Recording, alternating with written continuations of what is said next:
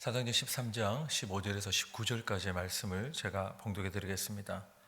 율법과 선지자의 글을 읽은 후에 회당장들이 사람을 보내어 물어 이르되 형제들아 만일 백성을 권할 말이 있거든 말하라 하니 바울이 일어나 손짓하며 말하되 이스라엘 사람들과 및 하나님을 경외하는 사람들아 들으라. 이 이스라엘 백성의 하나님이 우리 조상들을 택하시고 애굽 땅에서 나가내된 그 백성을 높여 큰 권능으로 인도하여 내사 광야에서 40년간 그들의 소행을 참으시고 가나안 땅 7족속을 멸하사 그 땅을 기업으로 주시기까지 약 450년 가니라. 아멘. 지난 시간에서 계속 우리 13장 사도행전 13장의 말씀을 함께 보는데 이 바울과 바나바가 이제 계속 1차 선교 여행을 지금 하고 있는 중에 그 같이 갔던 마가 요한이 다시 예루살렘으로 돌아가고 바울과 바나바는 더 나아가서 비시디아 안디옥에 이르러서 안식일에 이제 회당에 들어가서 앉았다. 이게 배경입니다. 그래서 율법과 선지자의 글을 읽은 후에 이제 회장장들이 사람을 보내어 물어 이르되 형제들아 만일 백성을 권할 말이 있거든 말하라 하니 이렇게 되어 있는데 율법과 이 선지자의 글은 이제 바울과 바나바가 읽었던 건 아니에요. 회당장이 이 말씀을 누가 읽을 건지 하는 것들을 정하는 권한은 회당장에게 있었습니다. 당시에 보면 누가 낭독을 할지 그리고 그 가운데 그 낭독한 말씀에 대해서 누가 강론을 할지 뭐 설교라기보다 이제 강론이라는 표현이 주로 이제 나오는데 어떻게 그걸 할지 누가 할지 그 모든 예식에 관한 것들 절차에 관한 것들 기도를 하는 모든 것들을 감독하는 자가 이제 회당장이 하는 역할 중에 제일 중심적인 것이었고 물론 그 건물을 혹은 모이는 곳을 관리를 한다든지 아니면 참여할 수 있는 자가 누군지 못 들어오게 할 자가 누군지 모든 것들이 권한이 회당장에게 있었어요. 이 회당장이 뭐 다 깨닫고 이런 건 아닌데 어떤 때는 회당장이 이제 그런 걸 잘 깨달아서 주님을 따랐다라는 표현이 나오기도 하고 또 그 반대적인 의미로서 뭐 이런 이제 제사장 쪽에 어쨌든 이제 같이 하면서 그런 걸 막은 경우들도 있었을 거예요.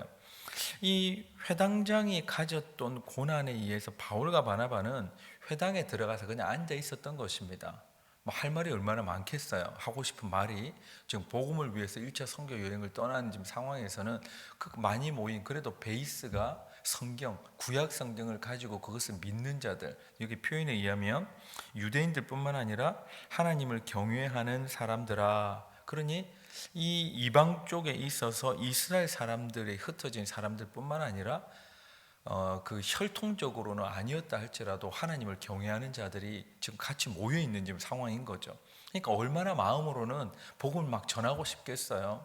그런 마음이 분명히 있었을 것 같은데 그래도 이 바울과 바나바와 어쩌면 또 뭐 이 마가 요한을 떠났지만 이 두 명만 있었을지 아니면 좀 더 수행원이 있었을지는 알 수 없지만 어쨌든 그들이 이 질서에는 부합하게 이제 순종을 했다는 것이 이제 기본적인 어떤 표현인 것 같아요. 그들이 있어서 뭐 회당에서 나오는 사람 아니면은 회당에서 누가 막 말하려고 하는데 나가가지고 이거 다 아니에요. 이 너희 잘못 알고 있어. 이런 거 아니었다는 거예요. 그때 함께 동참하면서 그 질서대로, 그 고난대로, 그 책임대로 그것을 그대로 받아들였다. 그랬기 때문에 너 나와서 얘기할 거 있으면 있어라. 이제 그럴 기회가 있을 때까지 어쩌면 잠잠히 있었던 것 같습니다. 우리는 종종 교회나 또 그걸 넘어서 사회나 또 국가나 이런 것들을 보면 굉장히 합리적이기도 하고 비합리적이기도 하고 부조리한 그런 제도라든지 혹은 권력이라든지 뭐 어떤 뭐 어리석은 사람들이 그것을 차지해 가지고 막 쥐었다 놨다 하는 가운데에서 여러 피해 보는 그런 것들을 우리가 종종 보지 않습니까? 그런 어려움들을 많이 당하기도 해요. 그런 상황 가운데서 우리는 어떻게 특히 복음을 전하는 것에 있어서나 믿음을 발휘하는 것에 있어서 저런 부조리하고 저런 비합리적인 제도와 사회 가운데서는 믿음 생활하기 어렵다. 그게 사실 역사의 대부분 아닌가요? 예수님 믿기 좋았던 시절 그런 나라들이 어디 있었습니까? 물론 지금 이런 상황에서는 핍박이 없으니까 그럴 수 있겠지만 문화적인 도전들이 있잖아요. 애매하게 우리의 신앙을 무너뜨리는 훨씬 많은 것들이 있는 것 같아요. 차라리 지하교회에서 믿음을 이렇게 우리가 유지하는 그런 상황일 때는 오히려 진짜 죽음 아니면 믿음 뭐 이런 것 가지고 막 그냥 신앙에 진짜 뭐랄까 정수를 유지했다면 지금은 애매하게 우리를 무너뜨리는 것이 얼마나 많은지 역사적으로도 보면 그걸 굉장히 많이 증명을 합니다. 이슬람들이 기독교를 점령해 나갈 때도 막 그냥 칼의 정치를 쓰지 않았단 말이에요. 예수 믿을래, 알라를 믿을래 이래가지고 뭐 그냥 목을 처단하고 이런 경우가 많이 없었어요. 처음에는 그랬지만 성경 역사에 보면 애매하게 하나하나의 기득권들을 빼앗아 가지만 괜찮다 하면서 그들이 아주 느슨하게 만들었던 거예요. 신앙을 우리 믿음의 선배들의 신앙이 아주 느슨해질 때에 그때에 점점 회심을 이제 이슬람 쪽으로 완전히 그냥 턴할 수 있도록 그런 정책을 썼습니다. 오히려 그것이 기독교에 훨씬 강력한 그런 또 치명타를 입게 된 거예요. 지금 그 결과들이 이제 아프리카 대륙에 지금 아직 남아 있습니다. 그래서 북아프리카 지역이 굉장히 기독교적으로 활성화됐었던 그런 지역임에도 불구하고 지금은 북쪽 이스라엘 쪽은 거의 이슬람이에요. 북쪽 아프리카 쪽은 다 이슬람 쪽이 지금 차지하고 있고 남쪽이 이제 기독교 계통이 지금 차지하고 있는 이제 세력으로 본다면 이제 그건 굉장히 뼈아픈 어떤 역사의 한 획일 이제 어떤 흐름이었다는 것을 우리는 보게 되는데 여기서도 마찬가지로 이 지금 회당장이나 뭐 여러 이 질서나 이런 것들에 굳이 뭐 이게 좀 필요하냐? 근데 곰곰이 생각해 보면 그런 것이 복음의 전진을 막지는 못했었어요. 어떤 우리에게 이런 좋은 기회가 저런 부조리함 때문에 이런 비합리적인 것 때문에 우리가 해야 될 것들이라든지 이런 것에 자꾸 기회가 막힌다. 그럴 수 있습니다. 그런데 그것 때문에 복음의 전진이 멈추지는 않았다는 거예요. 오히려 순교를 더 많이 할수록 복음은 더 빨리 전진했던 것을 보면 굉장히 좋지 않은 상황, 정치적으로, 경제적으로, 문화적으로 그런 상황 가운데서도 복음이 그 기회를 제대로 못 얻는 것 같았지만 오히려 전진이 일어났던 그런 선교 역사를 보는 것입니다. 그런 면에서 보면 우리가 살고 있는 이 땅에서 여러 가지 비합리적이고 부조리적이고 이러한 권력과 권세와 어떤 제도 그런 가운데 우리는 어떻게 다가가야 될까? 어떤 면에서는 그것을 뒤집어 엎어야 하는 경우도 있겠지만 어떤 경우에서는 그럼에도 불구하고 복음의 관점은 전진이 일어나는가? 그렇다면 우리는 그것에 순응할 필요들이 있는 것입니다. 그래서 로마서 13장에 보면 위에 있는 권세들에게 순복하라라는 말씀이 나오는 것 같아요. 여기서도 어쩌면 회당장들이 기회를 주지 않았다면 어땠을까 생각해 봅니다. 그러면 어쩌면 바울과 바나바는 잠잠했을 것 같아요. 그리고 그 도시를 그냥 누비면서 다니면서 복음을 전할 수 있었겠죠. 근데 회당장을 통해서 은혜를 얻은 거예요. 말할 기회를 얻은 것입니다. 그래서 담대하게 복음을 선언합니다. 우리에게는 이미 승리라는 것이 약속되어 있잖아요. 비시디아 안디옥 가가지고 뭐 이거 우리는 아무 실패할 줄 모른다. 바울과 바나바는 그런 마음을 가지지는 않았을 것 같아요. 거기서도 반드시 복음을 승리한다. 왜냐하면 그들에게는 예수 그리스도라는 전 우주적인 승리자의 이름을 가지고 있었으니까. 그러니까 거기 가서도 회당장에 기회를 주든 안 주든 그게 그들에게 별 문제가 아니었을 것 같아요. 근데 기회를 줬을 때는 담대하게 선언했던 것입니다. 그게 승리를 가지고 있는 자의 여유 아닐까요? 이미 승리를 알고 있는 자의 여유.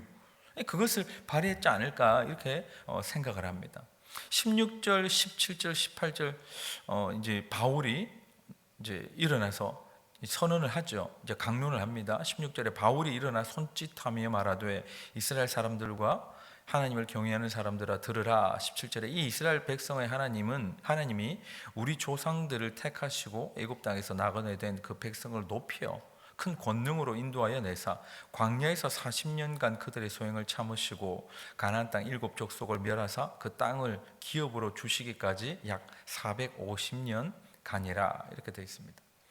많은 세대가 지나면서 사람들은 보통 약속을 잊죠. 또 희미해져 갑니다.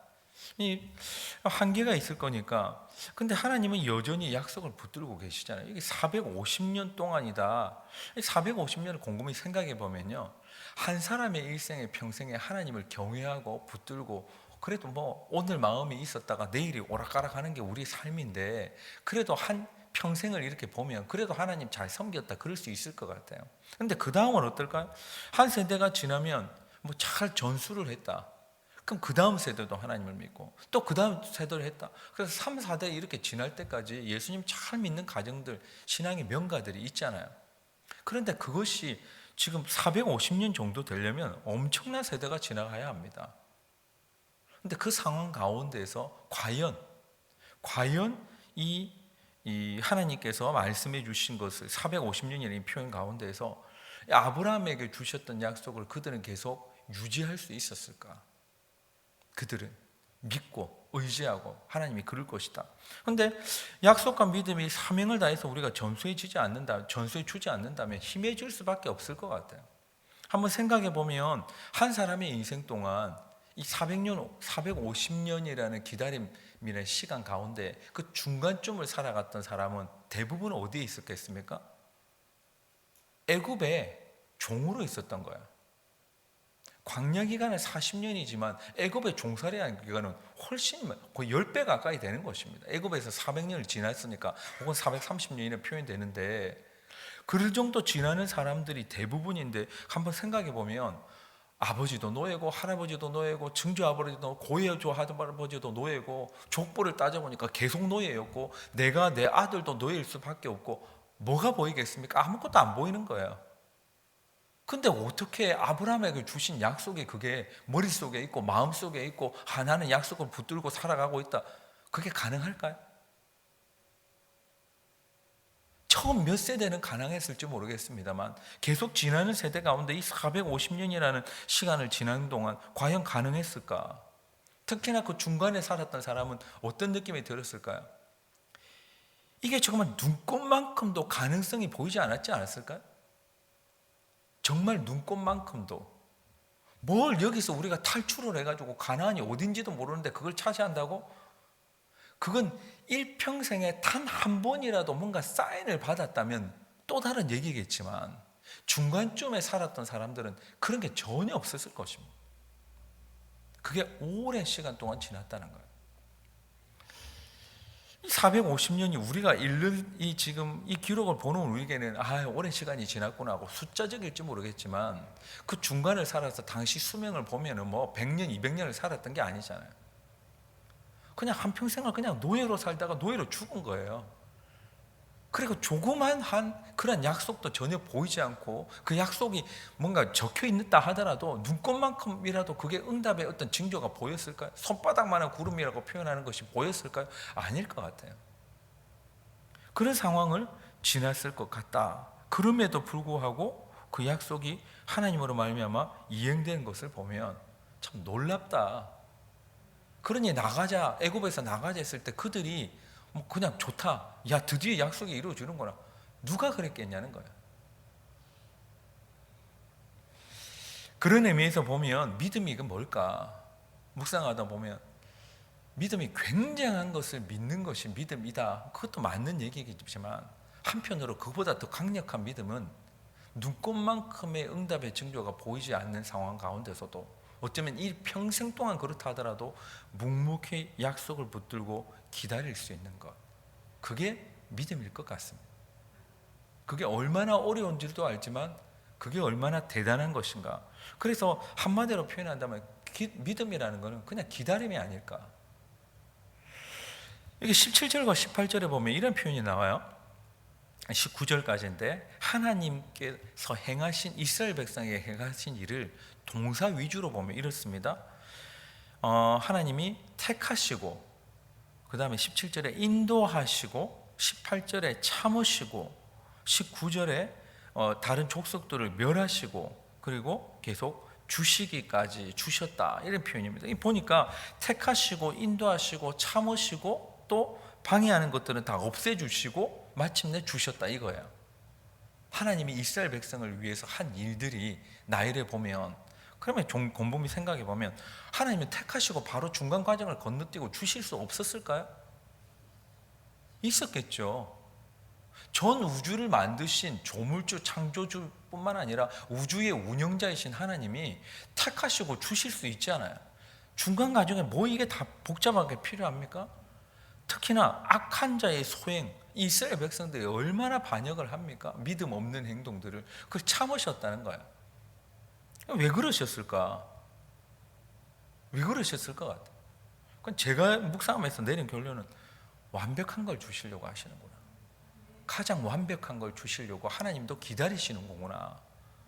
그냥 바로 택하시고 주실 수도 있을 텐데 그것도 완벽할 수 있는데 하나님도 완벽하고 받는 자도 완벽하게 하기 위해서 하나님은 참으실 것까지 그렇게 하시면서 기다리신 거다. 완벽한 시간. 그건 우리만의 기다림이 아니구나. 하나님의 기다림의 시간도 있겠구나 하는 것을 깨닫게 됩니다. 그럼 우리의 기다림은 어떨까요? 우리 삶에 있어서 더 완벽한 걸 주시려고 하는 하나님의 이 섭리와 계획, 우리는 얼마나 기다리고 있을까?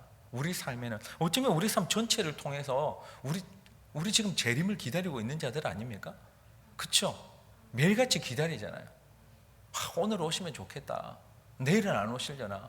우리는 재림을 기다리는 사람들입니다. 그러나 우리 일생에 눈곱만큼도 그 징조가 안 보일 수도 있다. 우리의 450년은 그만큼 길 수도 있다. 그것뿐이겠습니까? 우리는 기도하잖아요. 응답을 기다리잖아요. 어떤 이는 치유와 회복을 기다립니다. 어떤 이는 가족의 구원을 위해서 기다리고 있습니다. 또 기도합니다. 평생 기도합니다. 수십 년을 기도합니다. 근데 눈곱만큼도 그 징조가 안 보일 수도 있고 점점점 강팍해져가고 점점 더 안 좋아지고 점점점 상황이 안 좋을 수도 있잖아요. 근데 그 가운데에서 우리의 믿음은 과연 뭘까? 오늘 기적이 일어나는 것도 믿음이지만 기다릴 수 있는 것은 더 큰 믿음 아닐까? 이 450년이라는 건 굉장한 것 같습니다. 이스라엘이 10가지 재앙을 통해서 출애굽한 것도 대단한 것이지만 450년 동안 하나님은 완벽한 타이밍을 만들고 계셨다는 거잖아요. 그들이 잊었을지라 할지라도 그걸 기다릴 수 있는 자들, 마침내 하나님은 약속을 변경치 않고 그것을 행하시는 것을 봅니다. 우리도 응답을 기다리는 자의 모습을 곰곰이 생각해 보면 저는 38년 된 중풍병자를 떠올리게 됩니다. 딴 건 모르겠어요. 38년 동안 어떻게 기다렸을까? 뭘 기다린 거예요? 그는 아마 죽지 않았으면 40년, 41년, 42년 주님 만나기 전에 그 이 일이 일어나지 않았다면, 그 치유가 일어나지 않았다면 계속 기다렸을 것 같아요. 어떻게 기다렸습니까? 1년에 단 한 번 있는 기회잖아요. 베데스다 연못에 물이 동할 때에 누군가 뛰어 들어가는 첫 번째 사람, 그를 몇 번을 실패한 거예요. 38번 동안이나 실패한 것입니다. 그것도 1년에 한 번밖에 없는 기회를 끊임없이 잃어가면서 그는 또 기다린 거예요. 그러니 주님께서 네 믿음 참 대단하다, 일어나라, 그러신 거 아닐까 하는 생각을 합니다. 또 기다릴 수 있는, 우리는 얼마나 많이 실패했을까? 1년에 우리는 매일같이 그럴 수 있잖아요. 365일 365번이나 실패를 할 수 있을 것 같아요. 근데 1년에 단 한 번 주어지는 기회에 오늘 놓쳤구나. 내년까지 1년을 기다려야 돼. 근데 이 중풍병자는 기다린 거예요. 얼마나? 38년 동안이나. 그런 걸 보면 우리의 믿음은 기적을 바라기는 하지만 조급함이 거기에 묻어 있지 않나 하는 생각도 해보게 됩니다. 정말 대단한 믿음이 뭘까? 하나님이 한번 말씀하셨으면 그건 무조건 그렇게 하실 것이다는 마음을 가지고 기다릴 수 있는 이 놀라운 믿음, 이것이 우리에게도 겸비될 수 있으면 좋겠습니다. 어쩌면 단 정말 1%의 징조가 보이지 않는다 하더라도 약속이 있다면 기다릴 수 있는 자, 오늘 우리에게 있는 어쩌면 40년, 여기 이스라엘 백성이 40년간 그리고 450년이 지났다. 우리에게 있는 기간은 과연 얼마일지 잘 모르겠지만 우리는 어쩌면 기다리는 사람들일 것 같습니다. 오늘도 잘 기다릴 수 있으면 좋겠습니다. 하나님은 반드시 일을 행하실 것이고 약속을 지키실 것이고 여기 있는 수많은 기도하라 응답할 것이다 하는 약속들이 당장 내 눈에 정말 1%의 가능성으로 보이지 않는다 하더라도 하나님은 약속을 450년간 그래도 계속해서 하나님의 완벽한 타이밍을 위해서 그들을 이끌고 기다리시고 마침내 행해 주셨던 것처럼 우리에게도 그리 하실 줄로 믿습니다. 그 기다림의 시간들을 잘 견뎌낼 수 있기를 예수님 이름으로 축복합니다. 한번 기도하겠습니다. 하나님 아버지, 하나님은 약속을 주실 때 바로 이행하실 수 있지만 어쩌면 우리를 위해서 그 긴 시간 동안 빚어가시는 과정, 그리고 그것을 통해 마침내 가장 멋지고 아름다운 것을 주시는 하나님이신 줄로 믿습니다. 하나님, 우리는 기다립니다. 형통을 기다리고 복받기를 기다리고 치유받기를 기다리고 회복되기를 기다리고 주여 재림도 기다리고, 우리는 하나님 아버지 여러 사랑하는 이들의 또 예수를 믿도록 하나님 가족의 구원들도 기다리고 있습니다. 주님, 그 가운데에 오늘 주신 이 말씀의 교훈처럼 하나님도 그 기간을 만들어 가시고 기다리고 계신다는 것을, 악한 자의 소행을 참으면서까지 기다리고 계신다는 것을 우리도 기억하게 해주셔서 하나님, 완벽한 그 타이밍이 올 때까지 오늘도 잘 기다릴 수 있는 자들 될 수 있도록 도와 주시옵소서. 하나님, 그래야 마침내 하나님이 이루시고 행하시는 것을 볼 수 있는 자들, 아니 그것을 이 생에서 못 봐도 하나님 내생에서라도 반드시 이루실 하나님이시기에 넉넉한 여유를 가지고 기다릴 수 있는 자들 다 될 수 있도록 주님 우리 모두를 붙들어 주시옵소서. 함께 하심 믿고 예수님 이름으로 기도하옵나이다.